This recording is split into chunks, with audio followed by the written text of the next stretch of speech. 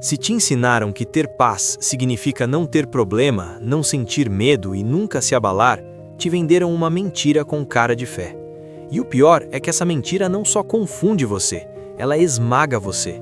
Porque quando a ansiedade vem, quando o coração aperta, quando a mente não para e a vida sai do controle, você não sofre só com a dor, você sofre com a culpa. Você começa a pensar, se eu estivesse bem com Deus, eu não estaria assim. E sem perceber, o seu cansaço vira acusação espiritual. Esse é o veneno. A pessoa já está lutando por dentro, já está tentando respirar no meio da pressão e ainda passa a desconfiar da própria fé.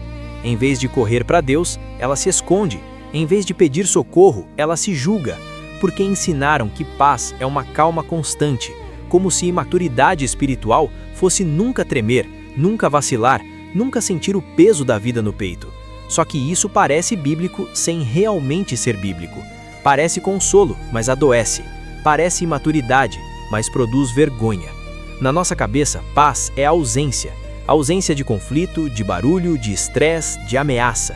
Paz seria aquele ponto em que nada incomoda, nada aperta, nada foge do lugar. Mas a Bíblia não define paz desse jeito. No Antigo Testamento, a palavra é shalom. E shalom não significa primeiro uma vida sem tensão. Significa integridade, completude, restauração. Não é nada deu errado, é o que foi quebrado está sendo restaurado. Então, a paz bíblica não é a ausência da tempestade, é Deus restaurando o que a tempestade despedaçou. Imagina um vaso de barro que caiu no chão e se partiu em muitos cacos. A nossa definição superficial de paz diria que ele precisa ser colocado num lugar silencioso, onde nada mais o ameace. Mas isso não resolve. O vaso continua quebrado. O silêncio não junta os pedaços. A calmaria ao redor não devolve inteireza por dentro. O que ele precisa não é só de um ambiente tranquilo. Ele precisa do oleiro, precisa de mãos capazes de recolher os fragmentos, trabalhar as rachaduras e devolver forma ao que foi partido. E isso é muito mais próximo da paz bíblica. E isso muda a forma como você enxerga a sua própria luta. O Evangelho não chama você para performar equilíbrio, chama você para trazer seus pedaços reais para Deus. Paz na Bíblia não é maquiagem bonita por cima do caos, é a obra de Deus dentro do caos. Deus não está esperando você se reorganizar sozinho para só depois te receber. Ele entra exatamente no lugar da desordem. Por isso, as palavras de Jesus pesam tanto quando ele diz: "Deixo-vos a minha paz vos dou, não vos-la dou como o mundo a dá." Repara no momento, não é num cenário leve, é na beira da cruz. Jesus não oferece anestesia, não oferece fuga, ele oferece uma paz que o mundo não entende, não a ilusão de que nada vai quebrar, mas a certeza de que, nas mãos dele, o que foi quebrado não está fora de restauração. E se isso já muda tudo, a pergunta agora é outra: como essa paz funciona na vida real quando o caos ainda não foi embora?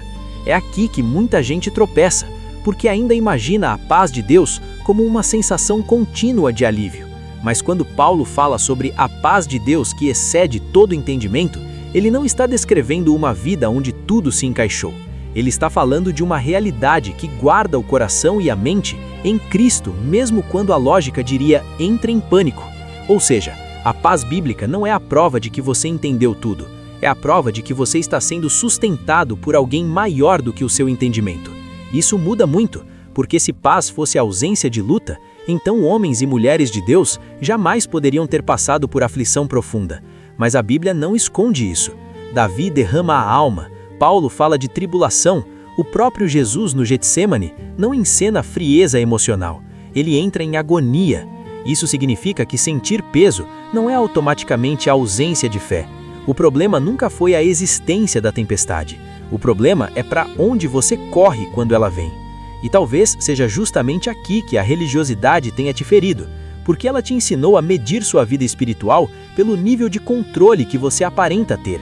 Só que o Evangelho não produz pessoas blindadas, produz pessoas dependentes, pessoas que no meio da fraqueza aprendem a não chamar desespero de lucidez, nem autocontrole de salvação.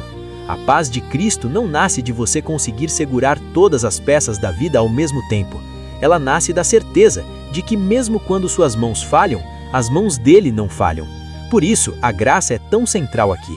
Se você achar que precisa se comportar perfeitamente para merecer paz, vai viver em estado de terror, sempre com medo de falhar, de sentir demais, de pensar errado, de decepcionar Deus.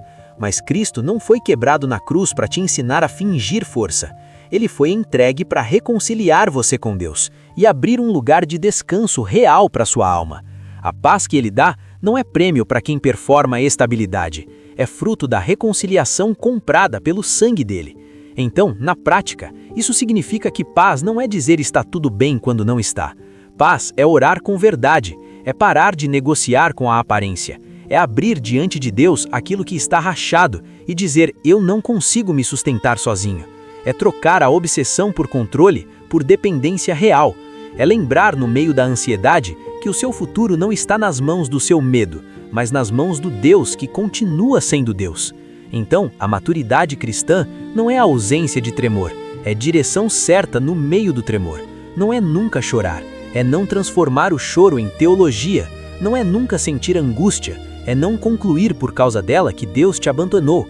Paz bíblica não é anestesia, é firmeza no meio do abalo, é integridade sendo reconstruída pela presença de Deus. E talvez hoje a sua oração precise mudar. Em vez de só dizer, Senhor, tira a tempestade, talvez você precise começar a dizer, Senhor, sê a minha shalom no meio dela. Porque quando o entendimento muda, a luta não some magicamente, mas ela deixa de definir sua identidade.